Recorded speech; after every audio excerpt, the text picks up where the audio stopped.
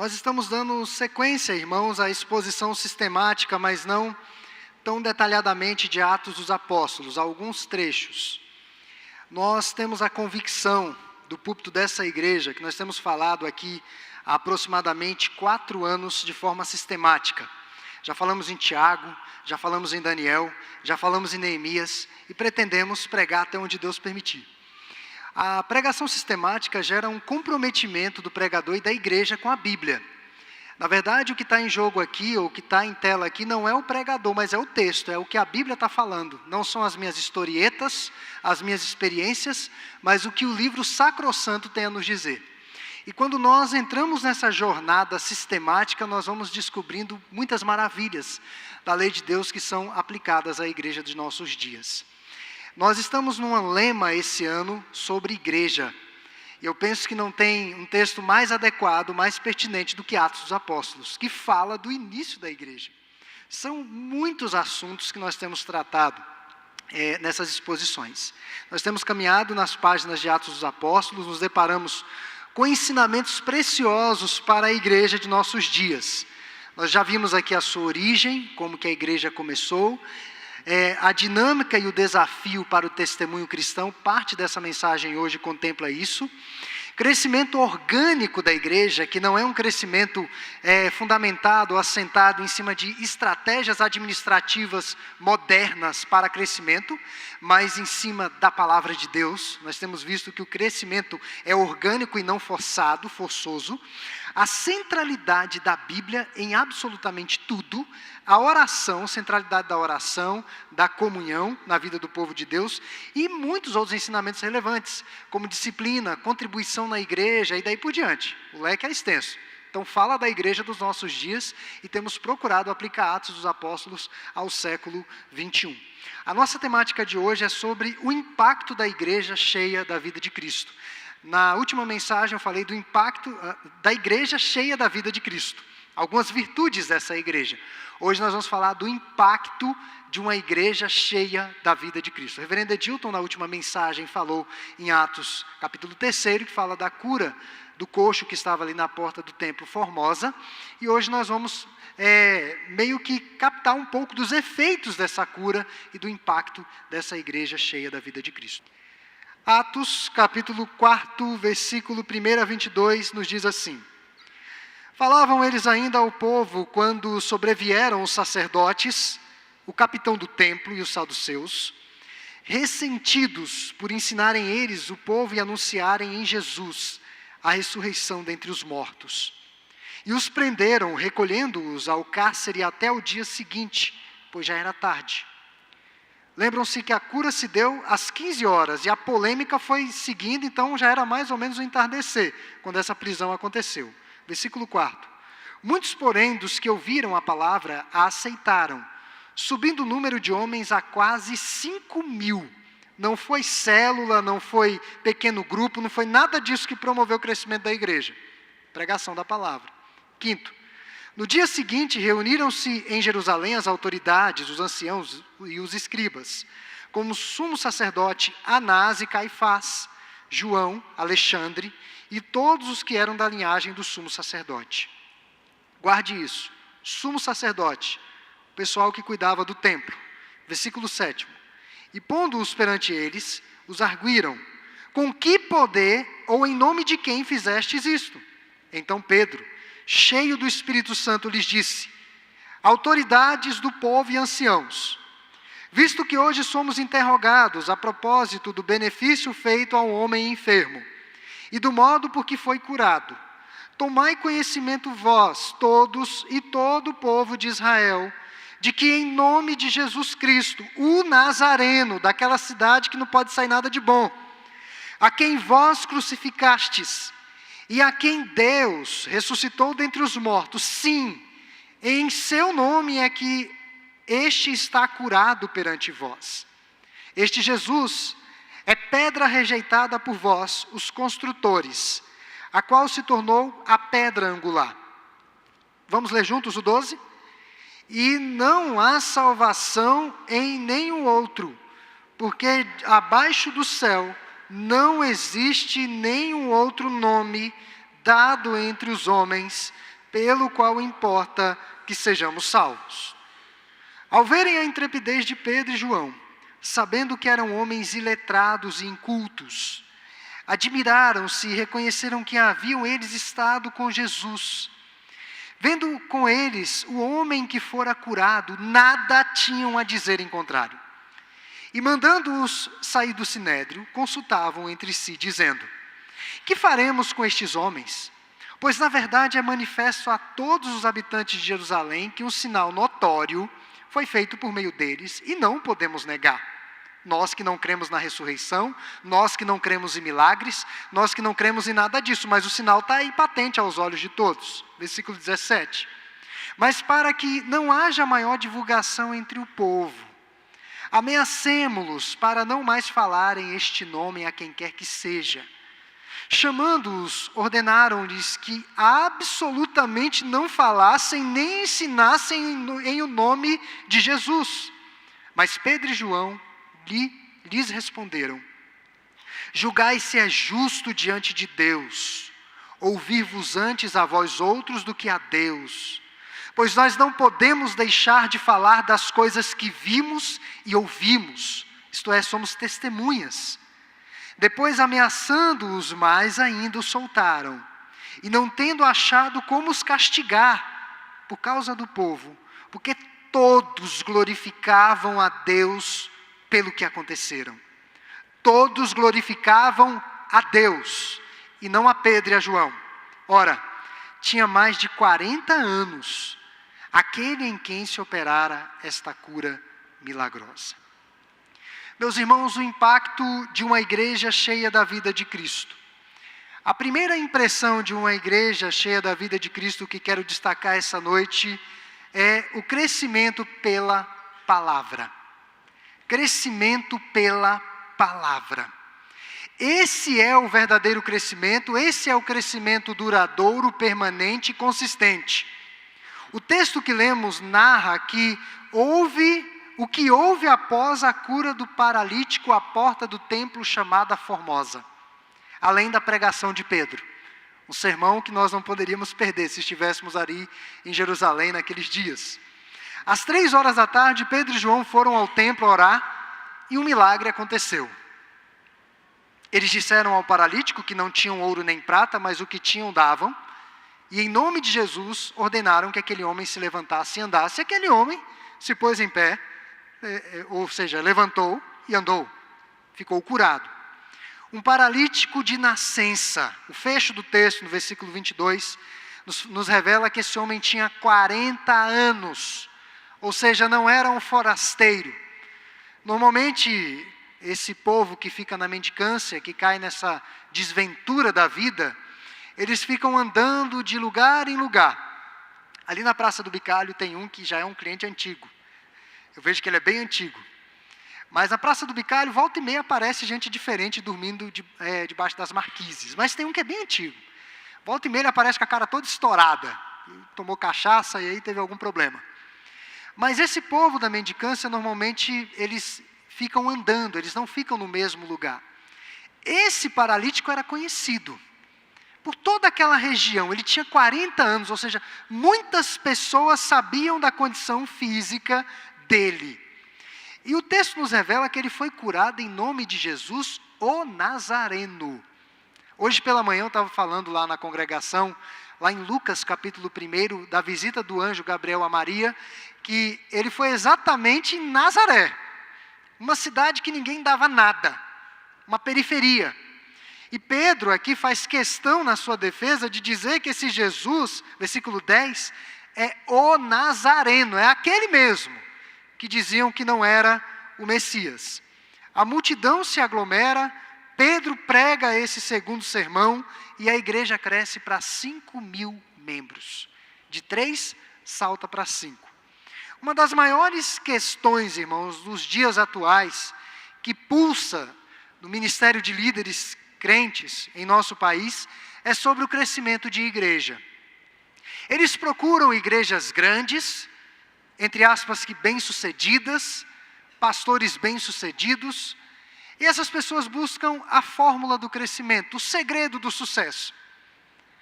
E isso de forma ingênua. Isso sem olhar para as Escrituras Sagradas, porque crescimento de igreja não está embasado em estratégias humanas. Crescimento de igreja está embasado nas Escrituras Sagradas, é a pregação pura e simples do Evangelho. É muito bom quando nós vemos um trabalho prosperando, e vendo vidas sendo transformadas, e a igreja causando grandes impactos nos lugares onde ela está plantada. Isso é muito bom, mas é preciso avaliar os métodos. Se os métodos são bíblicos, se os métodos glorificam a Deus, exaltam a Deus, e se os métodos vão gerar frutos permanentes, e não frutos transitórios. E nessa busca por respostas e resultados, a cada dia nasce uma nova estratégia para colocar a igreja em crescimento de uma forma rápida e de uma forma objetiva. É uma espécie de fast food de crescimento de igreja. Nós já ouvimos falar de pequenos grupos, já ouvimos falar de células, que são métodos de evangelização, cultos nos lares, e daí por diante. N métodos que dão seus resultados. E muitos atribuem a esses métodos os resultados. E na verdade não é isso. O método é apenas um meio. Mas o que está ali no conteúdo? O que está sendo pregado? Quando eu estava fazendo o meu mestrado, eu pensei seriamente em escrever um livro, e talvez eu ainda escreva. Igrejas cheias de vidas vazias da palavra. Igrejas repletas de pessoas que buscam Deus, mas que estão em direções erradas, que estão com seu coração em ídolos e não em Deus, no dinheiro, na cura física. E veja que aqui o contexto é de cura física, mas Pedro usa essa cura física para pregar a palavra àquela multidão, 2.000 que se converteram, e usa a cura física para pregar às autoridades de seu tempo. Não foi o milagre que produziu o crescimento, irmãos, mas a pregação da palavra. A pregação foi a primeira marca permanente da igreja cristã. E por uma razão muito simples. O apóstolo Paulo, inspirado pelo Espírito Santo, em sua epístola aos Romanos, diz que a fé vem pelo ouvir e ouvir a palavra de Cristo. Tudo que existe, que nós vemos com os nossos olhos, vieram à existência por causa da palavra de Deus. Deus não usou nenhuma matéria-prima, palavra. Jesus é a palavra. Quando o anjo vai a Maria, não tinha nada ainda, ele deu uma palavra de Deus. E o Ângelo, lá em Lucas 1,37, diz, porque para Deus não há impossíveis em todas as suas promessas. Em todas as suas palavras. É a palavra de Deus. Não é a estratégia, mas as vidas transformadas e imbuídas da evangelização intencional e da evangelização bíblica. Uma segunda impressão que eu quero destacar de uma igreja cheia da vida de Cristo, está aí, no versículo 13 a 16, 19 a 20, é um testemunho corajoso, um testemunho audacioso. Foram detidos pelos sacerdotes, que diz o versículo 1, pelo capitão do templo e pelos saduceus, a polícia do templo. Eles estavam à porta do templo. A cura aconteceu, tumulto aconteceu, e foi enviado o capitão do templo com a polícia e prendeu os dois apóstolos, Pedro e João. Eles foram julgados no dia seguinte. Teve um tribunal, uma audiência, o sinédrio se reuniu. Ele era integrado, como o texto fala, pelas autoridades, ou seja, os principais sacerdotes do templo, os anciãos. Esses anciãos eram os líderes de famílias aristocráticas, ou seja, aquelas famílias abastadas, ricas, que estavam em evidência, que tinham dinheiro, que tinham recursos, famílias poderosas e influentes. Então, esse tribunal era integrado pelos anciãos, pelas autoridades, pelos escribas, reputados como doutores da lei, integravam o partido dos fariseus também. E o que há de comum nas duas listas que nos aparecem? A lista que fala da prisão, aí no versículo 1, e a lista que fala do julgamento, no versículo 5. saduceus e sacerdotes. Essas duas castas, saduceus e sacerdotes. Duas ondas de perseguições foram incitadas pelos saduceus. A prisão de Jesus foi resultado da confabulação maligna e perversa dos saduceus. Eles que subornaram Judas. Foram eles que deram dinheiro para o Judas. Foram eles que fizeram aquele tribunal mal feito e ilegal de julgamento de Jesus. Porque não temos condições de falar sobre o julgamento de Jesus, que foi totalmente ilegal. Ilegal. Dentre as ilegalidades, um condenado não poderia morrer no mesmo dia da condenação. Tinha um prazo. Jesus morreu no mesmo dia que foi condenado. No mesmo dia. Dentre outros atropelos naquele julgamento. Então, duas ondas de perseguições. Nós vemos aquela que acabou alcançando Jesus e agora os dois discípulos à porta do templo Formosa. Eram a classe dos governantes e dos ricos. Politicamente, eles estavam embrenhados, ou nas entranhas do governo romano também. Teologicamente, eles acreditavam que a era messiânica já havia sido inaugurada na Revolução dos Macabeus, no tempo dos Macabeus, então não ia vir mais Messias. Não fazia sentido essa história de Messias, então esse evangelho de Jesus era mentiroso. Por isso que eles lutaram tanto para abafar o caso.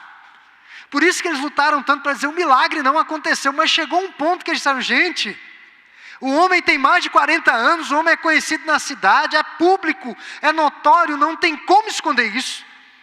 Não tem como. Então vamos ameaçá-los. Não falem mais nesse nome. Parem com isso. Eles não acreditavam na doutrina da ressurreição. Para eles Jesus havia morrido e ponto final. Acusavam os apóstolos de hereges e de agitadores. Por isso o texto fala que eles ficaram ressentidos. Essa palavra ressentidos, com inveja, tomados de ódio pelos ensinamentos e pelo crescimento da igreja primitiva. Meus irmãos, se continuasse nesse ritmo, primeiro sermão, 3.000. Segundo sermão, 2.000. E a coisa avançando, daqui a pouco Jerusalém toda estava aos pés desse Jesus Nazareno. Todo mundo estava convertido. Então, os sacerdotes eram oriundos dos saduceus. Eles estavam vinculados aos saduceus. Eles eram responsáveis pelo templo e pelo culto. E o pivô do julgamento de Jesus é um que aparece aí no versículo 6. Caifás. Ele foi um dos pivôs do julgamento e da condenação de Jesus. Caifás permaneceu 18 anos no cargo de sumo sacerdote, ou de responsável pelo templo.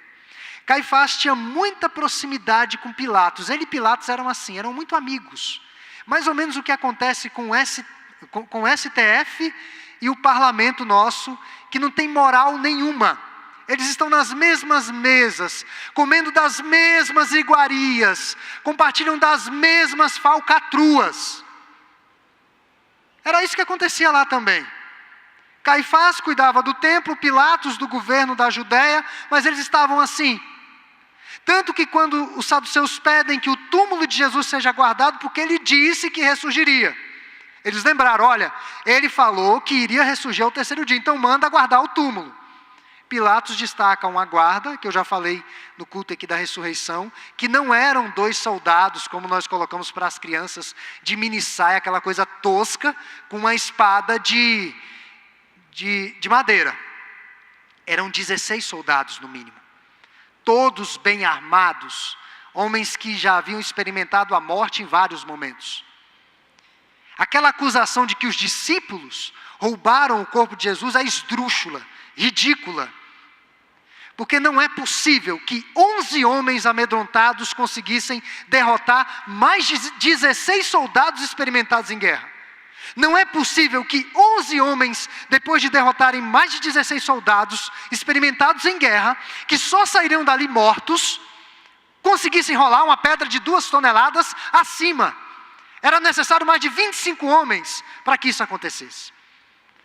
Meus irmãos, vejam que Caifás estava ali envolvido na execução do Senhor. O pastor norte-americano Tom Houston calculou os rendimentos aproximados de Caifás de acordo com o sistema corrupto de arrecadação do templo.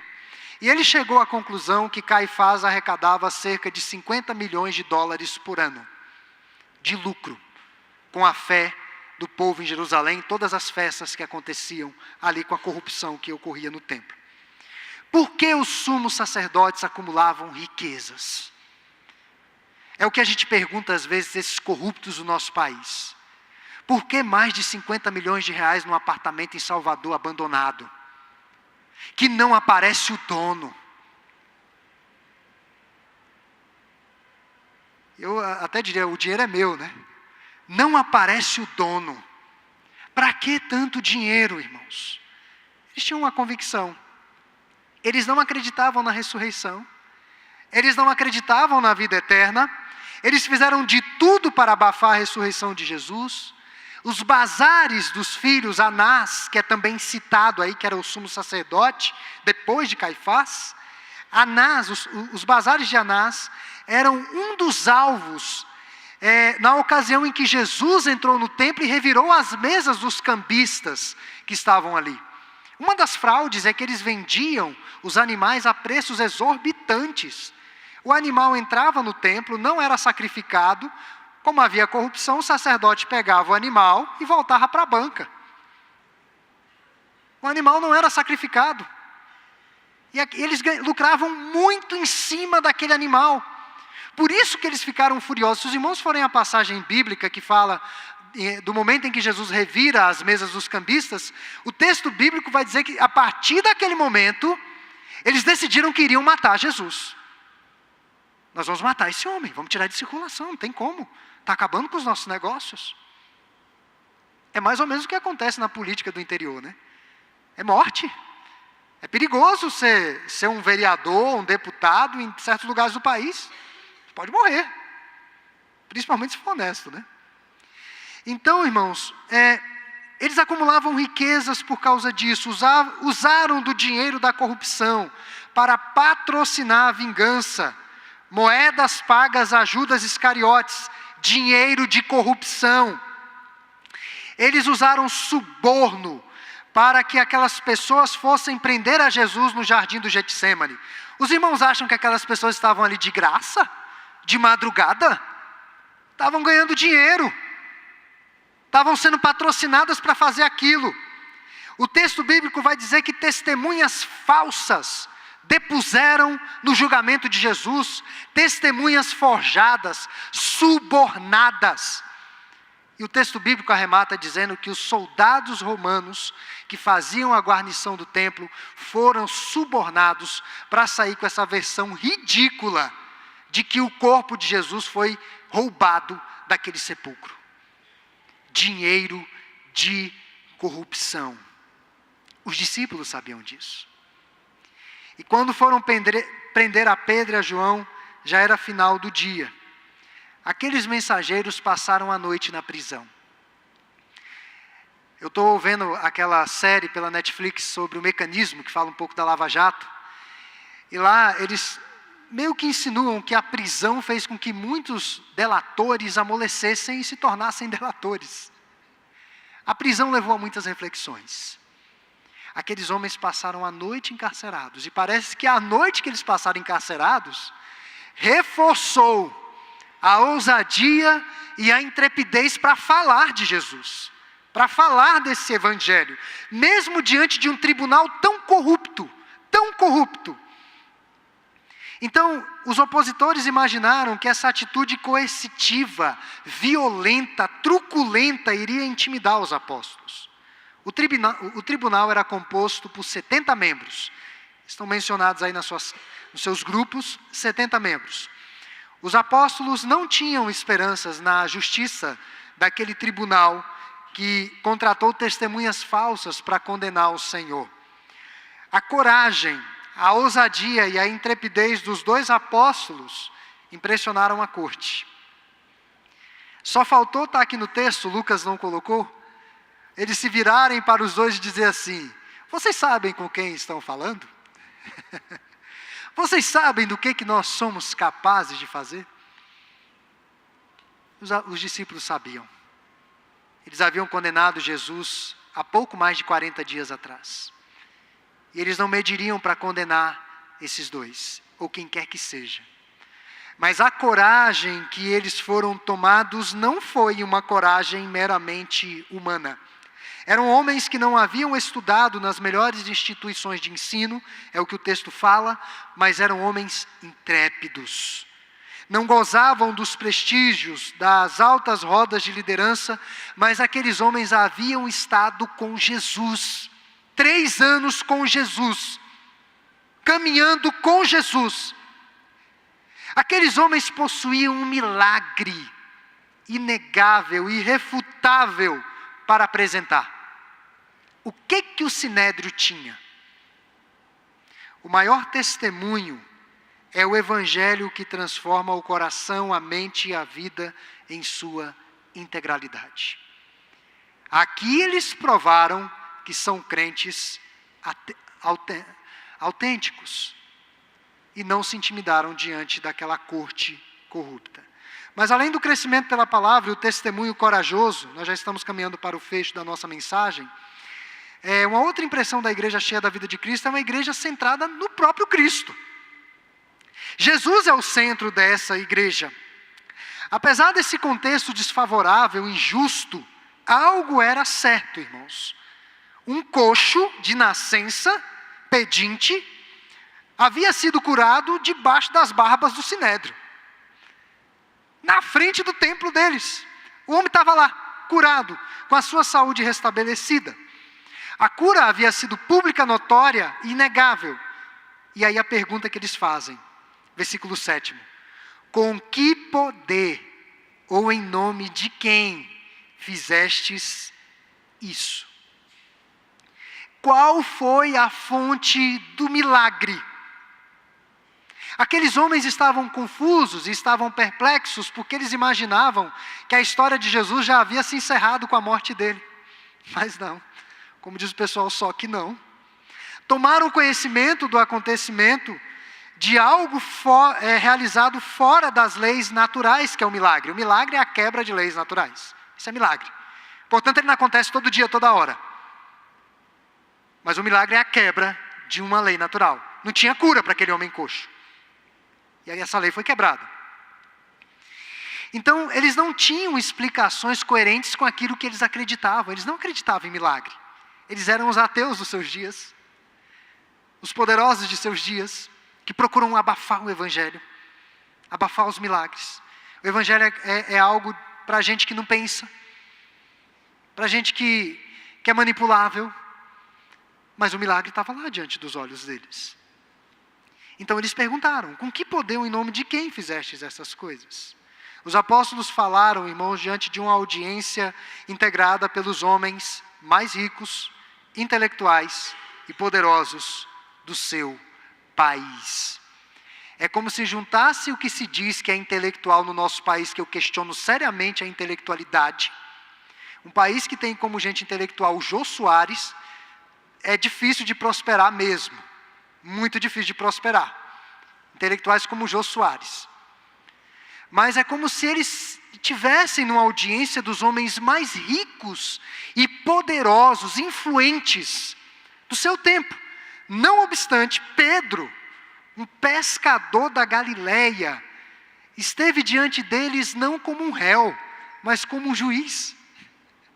Ele sai do banco dos réus e vai para a posição de juiz. Veja o que ele diz aqui. Versículo 10, tomai conhecimento, vós todos e todo o povo de Israel, de que em nome de Jesus o Nazareno, o que é que ele fala aí? A quem vós crucificastes. Vocês mataram Jesus. É no nome dele que nós realizamos esses milagres. E esse mesmo Jesus ressurgiu dos mortos. Pedro não estava nem um pouco preocupado com a sua integridade física. Não estava nem um pouco preocupado se ele ia sair vivo ou morto dali. Pedro estava preocupado em ressaltar um testemunho contundente do Jesus ressurreto. Pedro não se preocupou com a sua segurança, com as ameaças ou até mesmo com a morte. Ele dá todo o crédito daquele feito a Jesus. Aproveita para acusar os seus detratores da morte de Cristo Jesus. E ao mesmo tempo, proclama essa ação poderosa, extraordinária, singular de Deus em ressuscitar Jesus dentre os mortos. A defesa, na verdade, se transforma num púlpito, numa pregação. Pedro passa a pregar. Irmãos, o resultado é evidente. Nós vemos que mais à frente, quando as perseguições ficam acirradas em Atos dos Apóstolos, Gamaliel, que era desse grupo, diz: olha, vamos fazer o seguinte, vamos parar de perseguir esse pessoal. Porque se não for de Deus, é igual aquela revolta de Judas. Lembra que teve um Judas aí, que dizia que era o Messias? Ele morreu, acabou. Ele saiu de Jerusalém, acabou. Vai ser desse jeito, se não for de Deus, esse negócio vai acabar em poucos dias, em poucos meses isso acaba. Certamente muitos ouviram essa mensagem de Pedro. O réu se tornou uma testemunha. E qual foi o conteúdo da pregação e o objeto de discussão com as autoridades? Cristo. Cristo morto e Cristo ressurreto. A pedra que os construtores rejeitaram veio a se tornar o fundamento de tudo que sustenta o edifício. Em nenhum outro existem as qualificações de salvação. Não há nenhum outro. Meus irmãos, essa questão da relativização da verdade não é uma questão de pós-modernidade ou dos nossos dias. Essa questão da relativização da verdade é velha, é antiga. Veja que Pedro está aqui defendendo a salvação tão somente por meio de Cristo, porque apontavam diversos caminhos que dirigiam a Deus. Essa mentira de que todos os caminhos levam a Deus, de que todas as religiões têm algum valor, de que todas as religiões moldam, transformam, é uma mentira antiga, não é dos nossos dias. E Pedro já combateu isso no primeiro século, com a cabeça na guilhotina. Então não é algo dos nossos dias.